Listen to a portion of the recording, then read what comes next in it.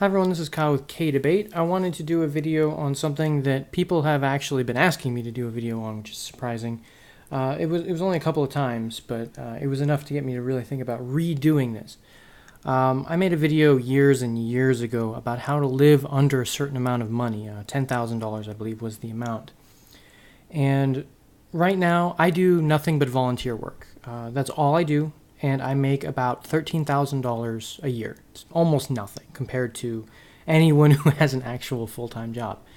And so I do paid volunteer work. It gives me a lot of free time to do what I want, help people, talk to people, and just work on different things. I'm writing, I'm drawing, just a lot of things. I'm very happy with where I am right now. But people might be questioning, how can you live under, I mean, it's not $10,000, but I am taking care of my brother, and so I've been buying more food and stuff like that. So if I was by myself, I have regularly spent less than $10,000 a year.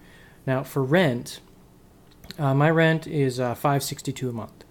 So let's just say it's $600 a month. So times that by 12, it's $7,200 a month. So that's almost all of the $10,000.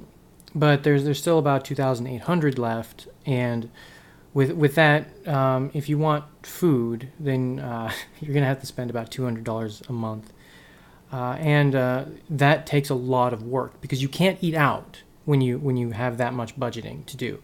If you have a vehicle, if you have insurance for that vehicle, if you have insurance for yourself, if you have any kind of expenses outside of that, so you need medicine, or maybe you need to buy supplies because something broke, or you have to make some kind of payment on something like a credit card. All of those things factor into how much you can budget, how much you need to budget. And I was recently talking to a few different people about budgeting, about talking just in general about finance of different things, like should I buy this or should I wait? Should I pay off my credit card first, or should I pay off my car first? And those are the kinds of questions that it really takes into account of what interests are being accrued, and how many payments are you behind already, and how it affects your credit. And there's a whole bunch of different things, but all of that is complication. The simplest form of budgeting is staying within the means of what you have. So if you have $10,000 and that is it, then you should either get a roommate to cut down your rent in half. Like my brother right now is not paying rent, but he will be paying rent. So the 562 gets cut in half. So instead of 7,200, I'll only be paying 3,600. That leaves a very large amount of budgeting that I can spend for food or for anything really. I have that buffer.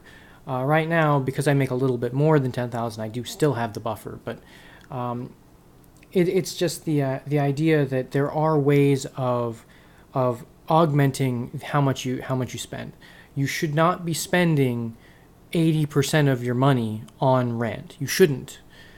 If you are, you either need to find a new place to live, or you bring people in that'll pay a portion of it. And so budgeting it's usually about compromise. That's really what budgeting is. It's compromising things that you want and only keeping the things that you need, and also about augmenting ways of paying. Like I've known a couple of people that have been way behind on credit card bills, or way behind on things, and they're accruing tons of interest. And I'm like, here's $300, pay off your debt, give me the $300 back in your next paycheck. Your debt is even, just don't worry about it. Because they were getting 30% interest rates on certain things. I knew one person that was getting like 1,200% interest, which is against the law in a lot of places. They were somewhere else, but they were scammed. They were pretty much, if you take this much out, you'll only have this much to pay. They missed one thing, and now it's 8 times what it was supposed to be. And mistakes should not ruin your life, kind of thing. So if you need help, try to get money from a way that won't cripple you if you can't pay it back right away. And I think that's another form of budgeting is you don't use your credit card to get out of debt. That doesn't work. So understanding how money works, how debt works, how interest rates work. You buy a house for $20,000, you're not just going to spend $20,000 on that house. There's there's interest rates, there's taxes, there's property tax, and there's other things that, like your electric bill. It's like, oh, my electric bill was higher than normal. Now I can't pay my water bill, but I need to pay my water bill because I need, to use the shower, so I'm going to pay that instead. I'm not going to eat food for 2 days. And that kind of, it's a steamroll, working paycheck to paycheck, living paycheck to paycheck.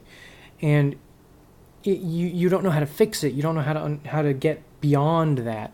And it's about sacrifice. It's about compromise. And it's not easy to do sometimes, because it's like, I'll never live with somebody, or I'll never go without eating for a day. And I don't think anyone should ever have to go without eating for a day. But if there is literally nothing you can do, then there are means of getting, like, I don't want to get on food stamps, or I don't want to get on some kind of public assistance.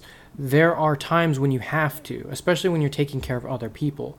And again, that is a form of compromise or sacrifice for many people. Some people don't care. They'll do it anyway, and they're cheating the system. But a lot of people, they actually need it. So the whole purpose of this video, of living under an X amount of money, because it doesn't have to be 10,000. That's arbitrary. You can have 50,000, 100,000. You can be living under 20,000, and that's about, I think 24 is the average, I think. So that's pretty much almost double what I have. And I'm not saying, oh, I do it, you can do it easily. No. I have a very specific way of living my life that I'm very happy with. I don't have any vices. I don't have a lot of expenses. I don't eat out. I don't own a car because I don't want to own a car. I grew up in California, and when I actually learned how to drive, and I actually got my permit, and my dad never let me use the car to actually get my license, so I had to buy my own car. And when I tried to buy my own car, it didn't work out. I was actually going to buy one of my dad's old cars, and he ended up giving it to somebody else. I was like, okay, that blew out all my chances. So all the money I saved, I ended up spending on something else, which was a trip to somewhere. And it was just poor choices on my part growing up. And then I moved to New York, and I didn't need a car, so I never had this. So that's one of the major expenses I don't have that a lot of people will have. And so that requires more budgeting on your part than I have. So I know that other people have complexities that I don't, and I can't push this like, this is really easy. It's not easy. But for somebody that makes $20,000 a year, it's possible. First of all, you have to budget your rent to make sure your rent is paid. You have to budget your food so your food is paid for. And you have to make sure that if you're going to buy some kind of luxury, that you can actually afford it, and not just put it on a credit card for future you to deal with, because that's not budgeting. That's splurging and not being considerate to your future. And that is one of the biggest problems. I've known people that are just like, it's fine. But it's not fine, because it's costing them a lot of money. I believe in one of my videos, I even talked about one of my friends who was spending $60 a month on a premium membership thing for a gaming company, where if you return a game, you get extra amount back. So he thought he was making money off of it. He didn't use it for several months. And I'm like, well, this is costing you $60 a month. And he was always having trouble keeping up with his rent. So when I asked him, like, just go to the store and cancel it, he's like, I only have a few months left on it. Canceling it'll cost me like $100. It's like, a few months is more than it costs. If you spend the money now to cancel it, then you will save a lot of money in the long run. You might suffer a little bit now, but you won't have I think it was like $300 more. So he saves those $200. It's like, it's not that much. It's like, it really is, because his work, he was an artist. He got commissions. How long does it take to do $200 worth of commissions?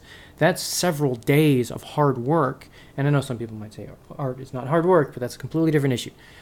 For him, it was hard work. So he understood, and he actually, that day, I told him that, went and canceled it. And I think that that's an important concept, is your luxuries, or your idea of this is something that's difficult to change. When it's not difficult to change, you just don't want to change it.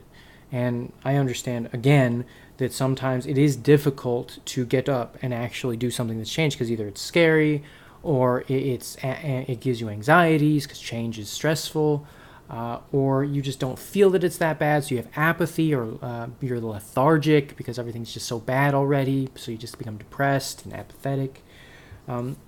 there's so many reasons why people might not try to get up and fix things. So this video isn't about how easy it is to budget. It's nothing about budgeting is going to be easy if you haven't already perpetuated that in your youth. Parents not teaching kids how to budget is a really big problem because not everyone's going to start off with everything. You start off with a low-paying job with high, debts going from school, or you don't understand how to budget and you end up getting a credit card and messing things up, and then you fall behind and now you have $10,000 in credit card debt that didn't go anywhere because you ate out all the food and you spent it on gas going on trips. So your budgeting is really important to be learned at a very young age. So you understand the value of money, you understand the value of hard work, how your money is being expanded upon, because you can actually have your money work you can get interest. Putting your money in certain things. Like what I did was I had my money in a little, I believe it was called a CD, and it was a cash deposit thing, and I couldn't touch it for a year, and then I ended up getting like $50 back at the end of the year, so it wasn't bad. And I know it was several $1,000s, but it was not bad. I know interest rates have gone down since then, but for the positive ones, the negative ones have gone way up. But it's just these ideas of understanding your means, understanding what you can spend money on. And it's so easy for somebody to just say this. And I know I did that in my last video. I was very specific about how you do it. And then the criticisms in the video were, my rent is like 5 times what you said. There's no way. And my response to that is find a new place to live or bring new people in, because 5 times what I said is insane. $2,000 a month for rent is way too high. And if you're in New York, you really can't have anything like that. So you have to, I had a roommate in New York, so my rent was only $400 a month. It was still a lot, but it was manageable for the most part. I still didn't like my job, but it was I was able to do it even though I was making barely more than minimum wage working security.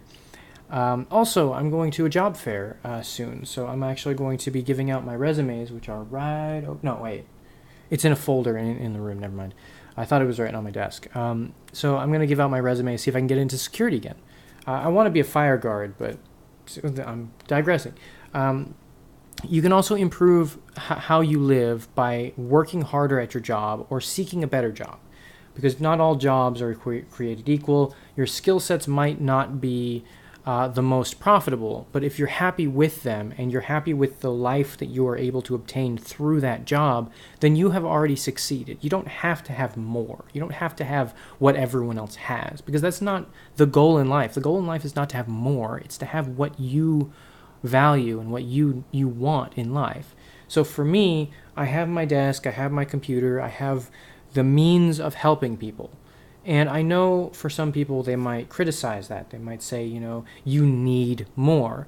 I don't really need more. I mean, it would be very helpful if I can go and, do a couple of things like helping more people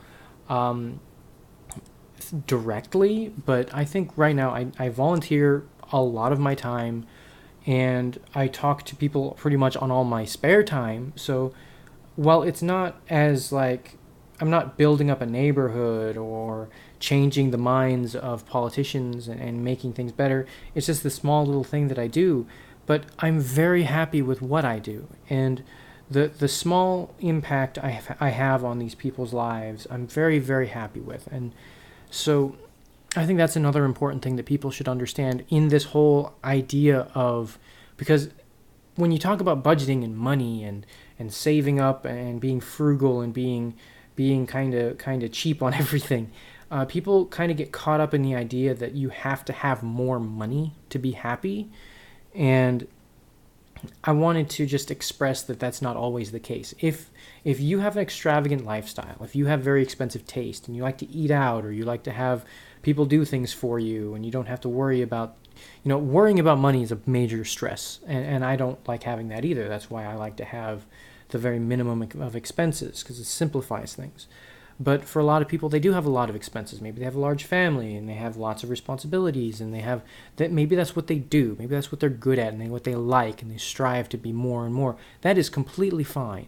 And this video isn't trying to demote that. It's not trying to poke fun at that in any way. We all have different levels of what we want in life. And for me, it's just not as high as for others. And maybe that makes me sound apathetic, or maybe it makes me sound like I'm just not driven or whatever. I have the things that I like and what I want and what I've been striving to do. And I think that's enough. I know it's a little confusing in this kind of video to say that, but I find great value in life beyond just financial. I hate financial value. I don't want it. I give a lot of my money away. I've given away so much of it, but it's kind of funny because I'm not a charity case either. I'm not trying. I'm not a charity. What's the word? I don't give my money to people anymore. I don't. I found that doesn't actually help them. I become a battery and stuff like that. So I stopped doing that. But I'll still sacrifice my time and give my time to people. And when it comes to these videos, this is what I'm trying to do. Is I learned how to live at a very cheap way. Like I bought a treadmill. I bought this computer. Those were the two big purchases I had. And technically the TV, but my brother helped me pay for that. And that's it. I haven't really made another purchase in a long time that was big. And I've saved up several $1,000s. I just paid 3 months of rent. And it works for me. And I know you can find, as long as you work at it, you can find your spot. And it may take a long time. It may take months. It might even take years for you to really find the rhythm, to be in the spot that you want, to be in the financial stability and the comfort, and the you feel like you matter and you're making whatever impact in life you want. Maybe you wanted a family, or maybe you wanted to be part of a community, or maybe you wanted to be politically inclined and stuff like that. Everyone has a different thing. And once you find that and you work towards that, it's not about accruing the most money. It's not about accruing the most power. It's about finding where you're happy. And in budgeting and in saving and being frugal, all that does is it makes it a little bit easier to round out the edges that might be poking out and tripping you up sometimes. It's like, oh, I'm really, really good at budgeting my money, but then I also have this habit of splurging, or I have a habit of putting things on credit cards, or I don't pay attention to how much money's in my account and I end up overdrawing. Those kinds of things that you need to work on. Those are really what keep you floating, because you can very easily puncture your raft, pretty much. Just like you have this raft that keeps you afloat, and then you have these habits, these bad habits that just poke holes in them, and it just has to take one to really sink you if you don't get it under control. People that buy lottery tickets or drink heavily or smoke a lot or whatever, and you have to go to the hospital and stuff like that. You have to budget. Like, one of my friends locked themselves out of their house once by accident, and they had to hire a locksmith. Cost them $60. Pushed them back on their budgeting really hard, and then they're like, well, I don't have food right now. And so things happen, and budgeting can't always save you. It really gives you that little bit of a net sometimes, and that's really important. So this whole video is kind of a convoluted way of saying that you have to focus on your budgeting. There's no magic tool. There's no magic wand that'll fix everything. There's no thing that you can watch once and it makes everything better. Take time to do your budgeting. It's stressful, it's annoying, people don't like doing it, but it's necessary. It's an adult thing that they should be teaching in school and they don't. And it's something that really, really helps you. So take the time, take the energy, spend the energy, not take it, and just work harder, and you'll be better off because of it. And do your research too. And this video is just one video. Watch more of them. Find the parts that you want to really work on, because there's a lot of things I didn't touch on at all. So that's really all I have to say, though. Otherwise, it's going to get really long and wordy, and I'm just going to start rambling. So I hope this was informative. I hope it was entertaining. I hope it helps in some way. And I hope to see you in the next video. And peace.